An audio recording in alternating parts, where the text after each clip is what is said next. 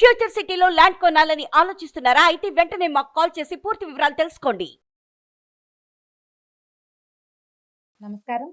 కార్తీక్ పురాణము 8వ రోజు పారాయణలోకి వచ్చాం. ఇప్పుడు ఈయన జనక రాజర్షికి ఒక ప్రత్యేకమైన సందేహం వచ్చింది.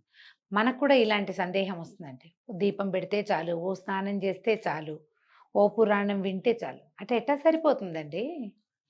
ఇంటి పచ్చి పాపాలు చేసి, ఇన్ని చేయకూడని పనులు చేసి, చేయవలసిన మంచి ఏ ఒకటి చేయకుండా, మనకేం చెప్పబడ్డాయో గ్రంథాల్లో ఆ ఒకటి చేయకుండా, ఏంటి కార్తీక మాసంలో దీపం పెడితే చాలు, విష్ణు పూజ చేస్తే చాలు, తులసి సమర్పిస్తే చాలు, ఇదేదో అట్లా ఎట్లా సరిపోతుంది? అవన్నీ ఎలా పోతాయి? ఇది ఎప్పుడు వచ్చేది సందేహమే. అదే సందేహం ఈ మనకి జనక రాజర్షికి కూడా వచ్చేది. నువ్వు ధర్మ సూక్ష్మం చెప్పారండి మీరు. పాతకాల్లో గొప్ప గొప్ప పాపాలు ఏమిటో కూడా చెప్పారు. కానీ వర్ణసంకర కారకాలైన మహాపాపాలు చేసి దుర్జనులు వేదత్రయోక్తములైన ప్రాయశ్చిత్తాలు చేసుకుని పరిశుద్ధులవుతారని శాస్త్రాల్లో చెప్పబడింది. ఇవన్నీ చెయ్యాలి, వేదంలో చెప్పినటువంటి ప్రాయశ్చిత్త కర్మలు చేసుకోవాలి. కానీ మీరు చెప్పే ధర్మం ఉంది సరే, లేసేమో చాలా చిన్నది. ఆ చిన్నదాంతో పరిశుద్ధులై హరిలోకాన్ని పొందుతారు, శివసాయుధ్యాన్ని పొందుతారని చెప్తున్నారు కదా, అది ఎట్లా కుదురుతుంది అని అడిగేసరికల్లా అప్పుడు చెప్తున్నారు వశిష్ఠ మహాముని, అనేక పాతకాలు చేసి ప్రాయశ్చిత్తాలు చేసుకోకుండా ఎట్లా హరిలోక నివాసులు అవుతారు? అనంత పాతకాలు చేసి ఈ పాపాలు గొప్పవి, వీటికి ప్రాయశ్చిత్తం లేకుండా ఎలా ఉంటుంది? ఈ ప్రశ్న లోక సహజంగా అందరికీ వచ్చేది. ప్రపంచమంతా ఇవే ఆ ప్రశ్నలు వస్తాయి. స్వల్ప పుణ్యం చేత అధిక పాపాలు నశించట విషయంలో బోల్డ్ అనే దృష్టాంతాలు చెప్పబడ్డాయి. ఈ గండ్రగొడ్డలి మొదలైన ఆయుధాలతోటి భేద్యం కాని వజ్రపర్వతాన్ని గోటి చివరి భాగంతో తీయగలమా? ఇంత పెద్దది కదా పాపము. అయితే దీని మీద సూత మహాముని శౌనకాది మునులకు చెప్తున్నారనమాట.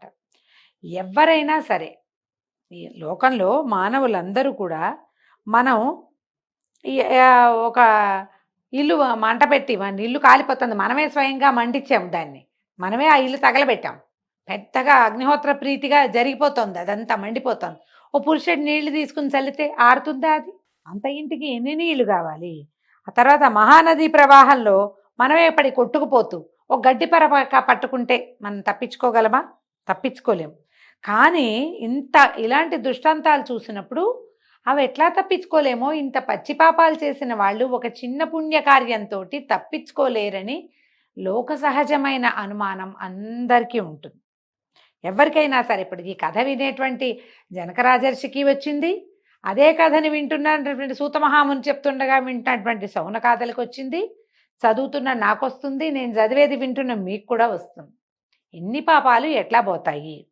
అయితే ఆయన చెప్తున్నారు, ఆయన నవ్వాడట. ఆయన వశిష్ఠ మహాముని నవ్వి, రాజా మంచి విమర్శ, ఎవరికైనా ఇదే సమాధానం. నేను కూడా ఇలాగే విచారించాను, దీని మీద విచారించడం అంటే బాధపడ్డం కదండి, ఆలోచించడం. నేను కూడా ఇదే ఆలోచించాను.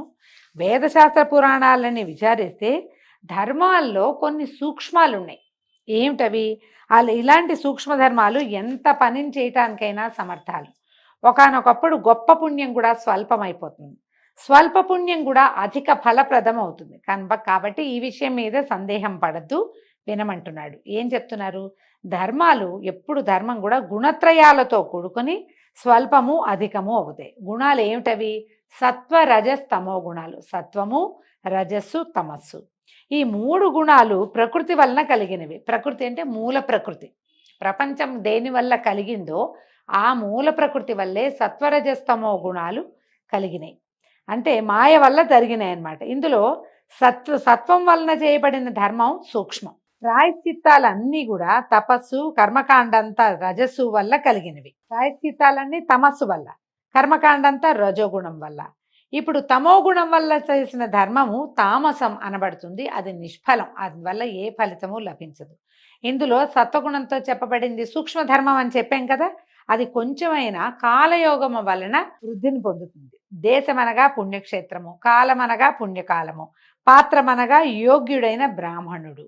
అప్పుడు ఈ 3 విధాల యోగ్యతని విచారించకుండా విధిరహితంగా, మంత్రరహితంగాను చేసేటువంటి దానము తామసం అనబడుతుంది అనమాట. తామసిక దానం అంటే ఎప్పుడో ఒకప్పుడు ఎవరో ఒకళ్ళకి తోచింది ఏదో ఒకటి ఇచ్చేస్తే కనుక అది ఫలితాన్ని ఇస్తుందా అంటే తామస దానం ఎప్పుడో ఎక్కడో కొద్దిగా ఇస్తుంది, ఎక్కువ ఇవ్వదు. అది ఎంత గొప్పదైనా, గొప్ప విషయం, నువ్వు ఇచ్చిన వస్తువు కూడా గొప్పదే, కానీ సరైన వాడికి ఇవ్వలేదు, సరైన సమయంలోనూ ఇవ్వలేదు. కాబట్టి దాన ప్రక్రియగా అది ఉపయోగపడుతుంది, కానీ పాపనాశన క్రియగా అది ఉపయోగపడదు.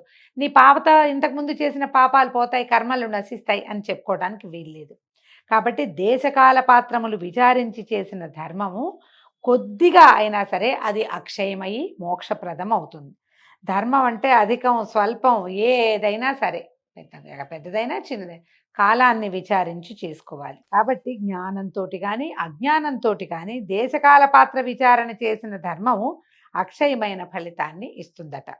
అల్ప పుణ్యం చేత అధిక పాపాలు నశిస్తాయి అని అనడానికి దృష్టాంతాలు చూపబడుతున్నాయి. చూడండి, పర్వతం అంత ఎత్తున అగ్ని కట్టెల్ని పోగెత్తాం, కట్టెలు పోగుపెట్టాం, పర్వతం అంత ఎత్తుంది, అది ఒక పెద్ద కొండల్లే ఉంది. అందులో గురువింద గింజంత అగ్నిని పెట్టామనుకోండి, మొత్తం కాలుతుంది కదా, కాలిపోతుంది. ఆ కట్టెలన్నీ భస్మం అయిపోతాయి.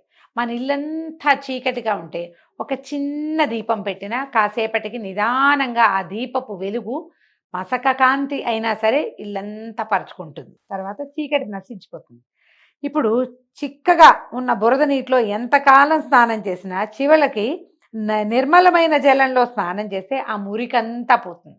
బురద నీళ్ళల్లో స్నానం చేస్తే బురద పేరుకుంది మన మీద. మంచి నీళ్ళల్లో దిగాం, బాగా రుద్దుకుంటే మురికంతా పోతుంది. జ్ఞానం చేత కానీ అజ్ఞానం చేత కానీ చేసిన పాపం అధికము కానీ స్వల్పము కానీ హరినామ సంకీర్తన వలన నశిస్తుంది. మహిమ తెలియక చేయబడినదైనను హరినామ సంకీర్తనం చేత పాపాలన్నీ కూడా దూది రాసి అగ్నితోటి ఎలా కాలిపోతుందో అట్లా పాప రాసి దహించి వేయబడుతుందట. పైన చెప్పిన విషయానికి ఒక కథ చెప్తాను వినమన్నారు. ఏమిటో చెప్తున్నారు, చాలా మంచి కథ అండి. అజామిళోపాఖ్యానం కార్తీక పురాణంలో ప్రఖ్యాతమైన గాథ, చాలా ప్రత్యేకమైంది. అయితే దాని గురించి చెప్తున్నారు. ఈ కన్యాకుబ్జం అనే క్షేత్రంలో వేదాంగ పారంగతుడైనటువంటి సత్వనిష్ఠుడు అనేటువంటి బ్రాహ్మణుడు ఒక ఆయన ఉండేవాడు. ఆయనకి పతివ్రత ధర్మాత్పురాలు పుణ్యాంగన అయిన ఒక భార్యమణి ఉండేదట. వాళ్ళకి చాలా కాలానికి ఒక కుమారుడు కలిగాడు. అయితే లేక కలిగి ఒకే ఒక్క కుమారుడు ఉంటే కొంచెం ముద్దు గారాభము, ఇప్పుడే ఎందుకులే 4 రోజులు పెద్దయ్యాక నేర్చుకుంటాడులే, ఇలాంటి ఆలోచనలు చేస్తారు ఎవరైనా. 10 మంది కుమారులు ఉన్న వ్యవహారం వేరు, ఏక కుమారుడు ఉన్న వ్యవహారం వేరు. అయితే ఈ అబ్బాయికి అజామిళుడు అని పేరు పెట్టారట. ఈ అజామిళుడు కాలక్రమంగా ఏమయ్యాడు, దురాచారపరుడయ్యాడు. వాళ్ళ పక్క వాళ్ళ ఇంట్లో ఉన్నటువంటి ఒక దాసి అమ్మాయిని పెళ్లి చేసుకున్నాడు. వాళ్ళ ఇంటికి కూడా పని చేయడానికి వచ్చేది. దాసిని చేసుకున్నాడంటే ఎందుకు చేసుకోకూడదంటే అనిపిస్తుంది. ఈ కాలము ఇలాగా ఏమంటారు, కులోది విచక్షణ లేకుండా వివాహాలు చేసుకునే కాలం కాదు, విచక్షణ ఉండాలి. దాసి అమ్మాయి అంటే వీళ్ళ బ్రాహ్మణ జాతి అమ్మాయి కాదు, ఎక్కడో పని చేసుకునే పాప, 4 ఏళ్లలో పని చేస్తుంది. ఆ పిల్లని కాస్త వ్యామోహపడి వివాహం చేసుకున్నాడు. హింసకుడు, ఏదైనా తేడా అంటే ఎవరినైనా సరే మీద పడి కొట్టేసేవాడు. ఆ దాసిదాన్ని కొట్టేవాడు, అమ్మా నాన్నని కొట్టేవాడు. హింసా ప్రవృత్తి అతని లక్షణంగా ఉండేది. ఈ దాసి సాంగత్యం ఇదే కాదు, ఆ అమ్మాయి స్నేహితురాళ్ళ పట్ల కూడా ఆసక్తి కలిగి ఉండేవాడు. అలాంటి వాడిని వాడు తెలియక చేసిన, అనుకోకుండా చేసినటువంటి హరినామ సంకీర్తన వలన తరించాడు వాడు. అయితే ఎట్లా వీడు ఏం చేశాడు, ఎలా జరిగింది ఈ కథ అంటే, ఇతను యవ్వనం రాగానే ఈ దుర్మార్గ బ్రాహ్మణుడు తన ఇంట్లో ఉన్నటువంటి ఈ దాసి అమ్మాయితోటి సంగమించి వివాహాత్ పూర్వమే, తర్వాత ఆమె ఎందే ఆసక్తి కలిగి ఉండి తండ్రిని విడిచి ఇంటిని విడిచిపెట్టేసి తల్లిదండ్రులను వదిలిపెట్టేసి కామాతురుడై ఈ దాసి అమ్మాయితోటే జలపానము భోజనము శయనము జరుపుతూ వైదిక కర్మల్ని పూర్తిగా విడిచి కామశాస్త్ర ప్రవీణుడై ఎంతసేపు అమ్మాయిలతో గడపటం మీదే ఆసక్తి కలిగి ఉండి నిరంతరము ఆ పిల్లతోటే ఉండేవాడు. ఇంకా రకరకాల స్నేహితుల్ని కూడా చూస్తుండేవాడు. అయితే ఇలా కులాచార భ్రష్టుడు అవటంతో ఆ బంధువులు, వాళ్ళ మేనమామ మేనత్తలు వాళ్ళంతా ఇంటికి వచ్చి నువ్వు పో ఇంటోంచని ఇంటోంచి తరిమేశారు. అజామిళుడు ఏం చేశాడట, ఆ ఊళ్ళోనే వాళ్ళ ఇళ్ళకి దూరంగా ఉన్నటువంటి ఒక చండాలుని ఇంట్లో నివాసం ఏర్పరచుకుని నిత్యము ఈ దాసితోటి సంభోగిస్తూ కుక్కలకి వాటికి ఉచ్చులు వేసి మృగాల్ని పట్టుకునే వాళ్ళ వెనకాల వెళ్ళి పశువుల్ని పక్షులని మృగాలని చంపి వాటి మాంసాన్ని భుజిస్తూ కాలం గడిపేవాడు. వీడు చూడండి, ఒట్టే ఆచార భ్రష్టుడే కాదు, కుల భ్రష్టుడే కాదు, అన్ని రకాల భ్రష్టత్వాలు వచ్చేసినాయి వాడికి. ఇలా ఉండగా ఒకనాడు ఈ దాసి అమ్మాయి తన భార్యగా ఉన్న అమ్మాయి, భార్య కాదు భార్యగా ఉన్న అమ్మాయి కళ్ళు తాగుదామనే ఆశతోటి తాడి చెట్టు ఎక్కిందట. ఎక్కి అప్పటికే మత్తుగా ఉన్నదో ఏమో ఆ ఒక కమ్మ విరిగి పడిపోయి కింద పడి చనిపోయింది. అయితే ఏమైందట, ఈ గజామిళుడు ఈ చనిపోయిన భార్యను చూసి అయ్యో ఇప్పుడు ఎంత కాలంగానో ఆ అమ్మాయి పట్ల ప్రేమ కలిగి ఉన్నాడు, విపరీతంగా శోకించి చాలాసేపు చూసి చూసి తర్వాత ఆమెకి ఏ క్రియలు చేయలే, తీసుకెళ్ళి ఒక కొండ బిలంలో పారేసేట ఆమె శవాన్ని. తర్వాత అజామిళుడు ఏం చేశాడు, ఇంటికి వెళ్ళిపోయి అతనికి ఆ అమ్మాయికి ఆల్రెడీ ఒక కూతురు ఉంది, ఇతని వల్ల కలిగిన కూతురు కాదు, ముందే ఒక కూతురు ఉంది. ఆ పిల్ల కూడా యవనవంతురాలై ఉంది. ఈ యవనవంతురాలైన ఆ పుత్రికని చూసి మళ్ళీ వ్యామోహపీడితుడై ఆమెతోటే చిరకాలము ఉండిపోయాడు ఆ అమ్మాయితోటి. తర్వాత ఆ అమ్మాయికి అంటే కూతురు వరసయ్యే ఆ భార్యగా ఉన్న అమ్మాయికి ఎంతమందో కుమారులు కలిగి పిల్లలు పుట్టడం చచ్చిపోవటం, పుట్టడం చనిపోవటం ఇలా జరిగిందట. అందులో చిట్ట చివరి పిల్లవాడు బతికాడు. ఈ లేక లేక కలిగిన సంతానానికి నారాయణుడని పేరు పెట్టి అతను నడిచేటప్పుడు, కూర్చునేటప్పుడు, మంచినీళ్ళు తాగేటప్పుడు, భోజనం చేసేటప్పుడు, తిరుగుతున్నప్పుడు ఈ పుత్రపాశ బద్ధుడయ్యి నిరంతరము ఆ నామస్మరణే చేసేవాడు. నారాయణ నారాయణ నారాయణ మంచినీళ్ళితే, నారాయణ మంచినీళ్ళు తాగుతావా, నారాయణ అన్నం తిందాన్రా, నారాయణ తీసుకురా అని నారాయణ నారాయణ అని నిరంతర నారాయణ నామస్మరణలోనే ఉండేవాడు. కొంతకాలానికి అజామిళుడు మరణించాడట. మరణకాలం సమీపించింది. ఎప్పుడైతే ఇతను ఇంకా మాగన్నుగా ఉంది, స్మృతి పోతోంది, అంటే అవసాన దశ సమీపించేసరికల్లా అతనికి ఎట్లా కనపడ్డారట, ఎర్రని గడ్డాలు మీసాలు కలిగి చేతులయందు దండలయందు రాళ్ళు కత్తులు ధరించారట. వాళ్ళు కత్తులు, ఇక్కడ కత్తులు చిన్న చిన్న పిడుబాకులు లాంటివి కట్టున్నాయి, నడుము చుట్టూతా రాళ్ళు వేళ్లాడేసుకుని ఉన్నారట. అలాంటి చూడడానికే భయంకరంగా కనపడేటువంటి యమదూతలు వచ్చారట. ఈ అజామిళుడు తనని తీసుకుపోవటానికి వచ్చిన యమదూతలను చూసి భయపడి నారాయణ నారాయణ ఎవరో వచ్చారు, రక్షించు రక్షించు, వీళ్ళెవరో వచ్చారని కేకలు పెట్టాడు. ఆ పిల్లాడు అక్కడెక్కడో ఆడుకుంటున్నాడు. ఈయన నారాయణ నారాయణ అని పిలుస్తూ ఉండగానే ఈ యమదూతలకు భయం వేసి ఏం నారాయణ అని పిలుస్తున్నారు, విష్ణుమూర్తిని పిలుస్తున్నారు అనుకుని యమదూతలు భయపడి దూరంగా నుంచున్నారు. నుంచునేసరికల్లా ఏమైంది, వాళ్ళు వెళ్ళలా దగ్గరికి, నారాయణ నామస్మరణ వింటే యమదూతలు కూడా దూరంగా నుంచుంటారు. ఈ యమదూతల్ని దాటుకుని విష్ణు పార్షదులు వచ్చేసారట. విష్ణుదూతలు తేజోవంతులుగా ఉన్నారు. ఎట్లా ఉన్నారు, శంఖచక్రధారులు, పద్మమాలాలంకృతులుగా ఉండి పచ్చని వస్త్రాలు ధరించి సాక్షాత్ విష్ణు స్వరూపులుగా కనపడుతున్నటువంటి విష్ణు పార్షదులు వచ్చి అతను యమదూతల వైపుకి తిరిగారట. ఓయి ఇతను మీ వాడు కాదు, వీడు మా వాడు అని చెప్పారు.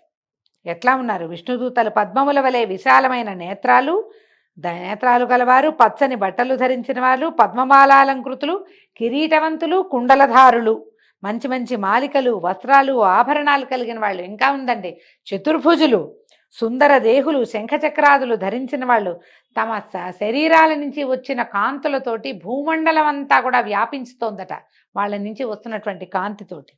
వాళ్ళని చూసేసరికల్లా యమభటులు ఆశ్చర్యపోయారు. ఎవరండి మీరు, కిన్నరులా, సిద్ధులా, చారణులా, దేవతలా అని అడిగితే వాళ్ళు ఏం చేశారట, యమదూతలు అని హుంకరించి ఆ హుంకారానికి వీళ్ళు పక్కకు తొలిగి వెళ్ళిపోయారు. వాళ్ళని తోసేసి మరణావిష్టుడుగా ఉన్నప్పుడు పిలిచిన నారాయణ నామస్మరణతోటి వచ్చినటువంటి విష్ణుదూతలు మరణించిన అజామిళుణ్ణి తీసుకుని తమ పుష్పక విమానాన్ని ఎక్కించుకుని తమ లోకానికి వెళ్ళిపోతూ ఇట్లా చెప్పారట. వీళ్ళు ఏం చెప్పారో వచ్చే భాగంలో తెలుసుకుందామండి. ఈ రోజుతోటి 8వ అధ్యాయం పూర్తయింది. రేపు ఉదయం 9వ రోజు పారాయణలో మళ్ళీ కలుసుకుందాము. నమస్కారం.